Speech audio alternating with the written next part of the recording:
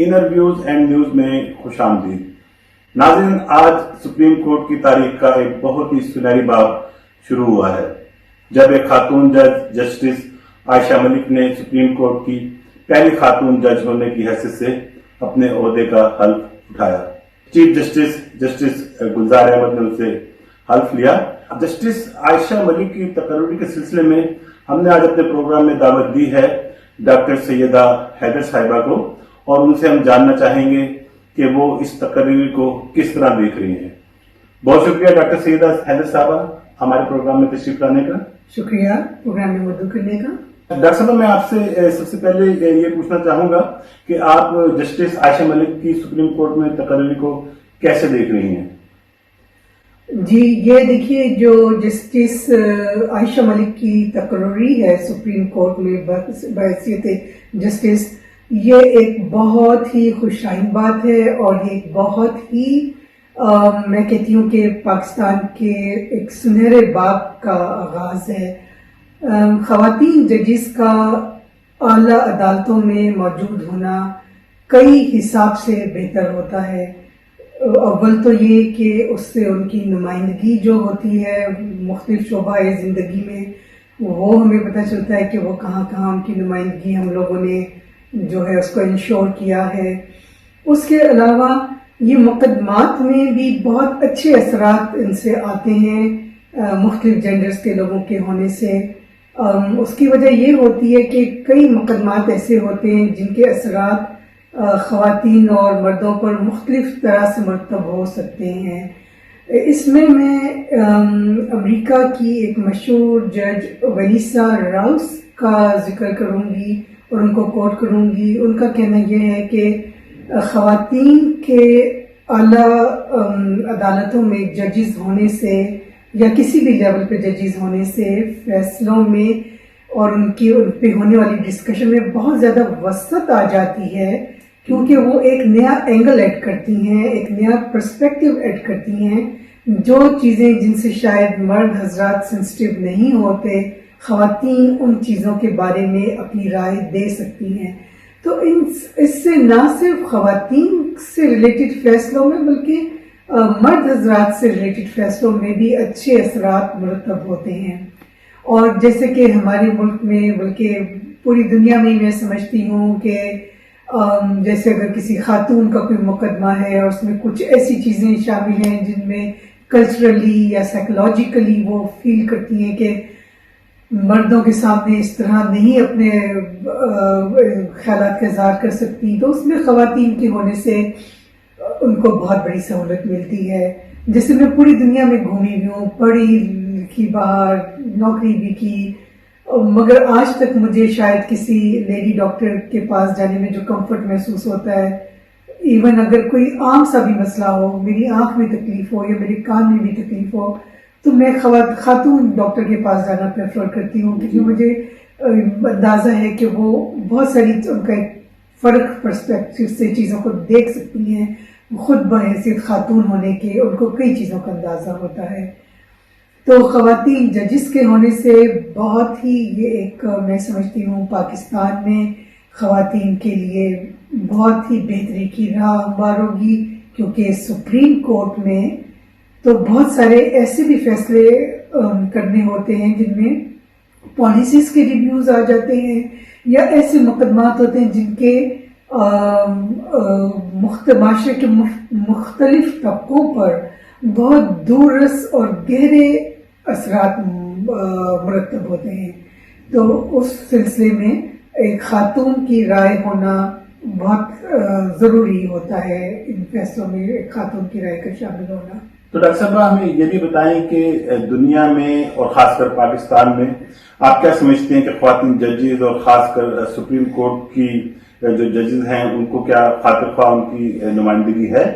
یہ ویسے بات ایک ڈیفیکلٹ سا کوشچن ہے، کیونکہ واقعی یہ ایون ویسٹرن کنٹریز میں بھی خواتین کو اس طرح کی نمائندگی حاصل نہیں ہے جوڈیشل اداروں میں جتنی کی ہونی چاہیے.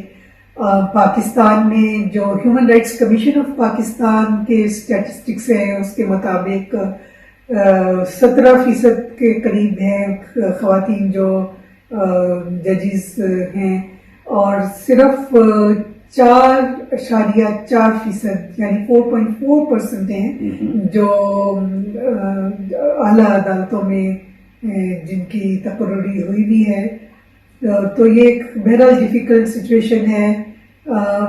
انڈیا میں آپ دیکھیں، انڈیا میں جو سپریم کورٹ کی پہلی جج مقرر ہوئی تھی وہ ایک مسلمان خاتون تھی. وہ 1989 میں سپریم کورٹ کی جج بنی. ان کا نام تھا جسٹس فاطمہ بیوی. اور آج انڈیا کی سپریم کورٹ میں 34 میں سے 4 ججز جو ہیں وہ خواتین ہیں. دنیا کی جو ریکارڈز کے مطابق سمجھی جاتی ہیں پہلی خاتون جج وہ امریکہ کی جارجیا بلوک سمجھی جاتی ہیں، جنہوں نے جو 1924 میں جج مقرر ہوئی تھی اور اس کے بعد کافی تگ و دو کے بعد بہت سٹرگلز کے بعد 1931 میں جا کر کہیں ان کو کیلیفورنیا کی سپیریئر کورٹ میں ان کو جج مقرر کیا گیا تھا. اور امریکہ میں بھی آپ دیکھیے کہ جو نیشنل لیول پر امریکن سپریم کورٹ کی جو پہلی جج خاتون مقرر ہوئی وہ بھی 1989 میں، انڈیا سے صرف 3 ماہ قبل وہ مقرر ہوئی تھی. جسٹس اوکونر انہوں نے اس عہدے پر 25 سال تک سرو کیا.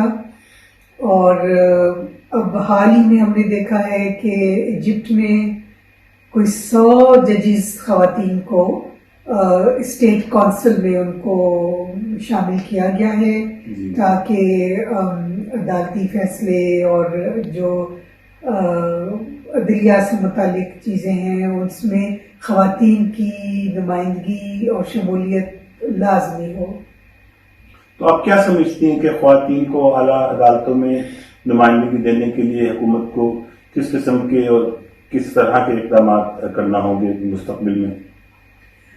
ایک تو میں سمجھتی ہوں کہ شاید جسٹس عائشہ ملک کا بحیثیت جسٹس تقرری ہونا اس میں سپریم کورٹ میں یہی ایک بڑا ایک دروازہ کھولنے کے مترادف ہے کہ خواتین کے لیے یہ ایک راستہ کھل گیا ہے اور ان کی تقرری انشاءاللہ آئندہ بھی سپریم کورٹ میں ہوگی. اس کے علاوہ بعض جگہوں پر افرمیٹیو ایکشنز لیے جاتے ہیں. یہ امریکہ میں، یو کے میں اور دنیا کے مختلف ممالک میں افرمیٹیو ایکشنز لیے جاتے ہیں کہ جہاں پر آپ دیکھتے ہیں کہ کسی خاص طبقے کی نمائندگی کم ہے اور وہ لازمی ہونی چاہیے. جیسے ہماری نیشنل اسمبلی میں افرمیٹیو ایکشن لیا گیا تھا کہ خواتین کی مخصوص نشستیں کر دی گئی تھیں. اسی طرح کچھ مخصوص نشستیں کر دی جاتی ہیں جیسے ڈسیبلڈ لوگوں کا کوٹا ہوتا ہے. اس طرح کچھ مطلب ایک افرمیٹیو ایکشن لینا پڑتا ہے. دوسرے انیبلنگ انوائرمنٹ کریٹ کرنی پڑتی ہے کہ خواتین کے لیے ظاہر ہے یہ جو وکالت اور جج بننا یہ ایک بہت ہی مشکل پیشہ ہے.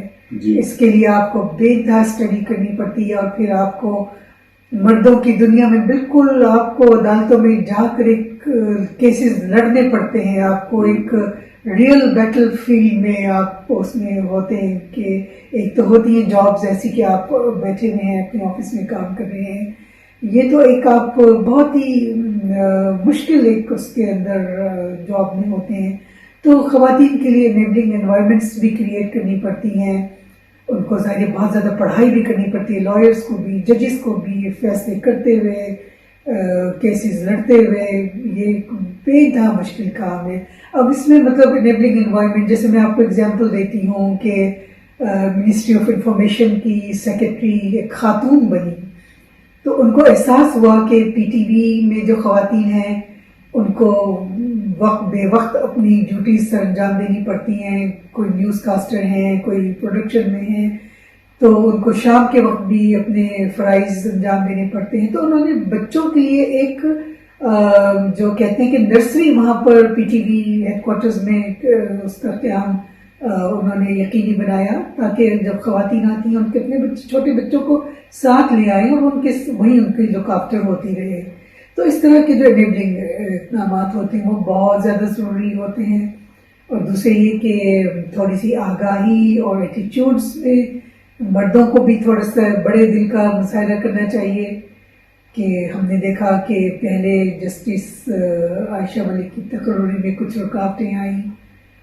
میں سمجھتی ہوں کہ ہم سب مردوں کو ان کو سپورٹ کرنا چاہیے تھا کیونکہ اس سے ان کے اپنے بھی پیشے میں ان کی اپنی جو ڈسکشن کی نوعیت ہے اس میں بے انتہا وسعت اور ایک نیا اینگل نیا پرسپیکٹو شامل ہوتا ہے جو سب کے لیے ایک بہتر چیز ہوتی ہے. شکریہ ڈاکٹر سیدہ حیدر صاحبہ. ناظرین آپ نے سنا ڈاکٹر سیدہ حیدر صاحبہ کی گفتگو کو. انہوں نے بہت ہی اچھے طریقے سے جو خواتین کی نمائندگی ہماری اعلیٰ عدلیہ کے اندر اس کے بارے میں اپنے خیالات کا اظہار کیا. بہت شکریہ آپ کا تشریف آوری کا. ناظرین آپ نے آج کا پروگرام دیکھا, اپنی رائے سے ہمیں ضرور آگاہ کیجیے گا. بہت شکریہ. خدا حافظ.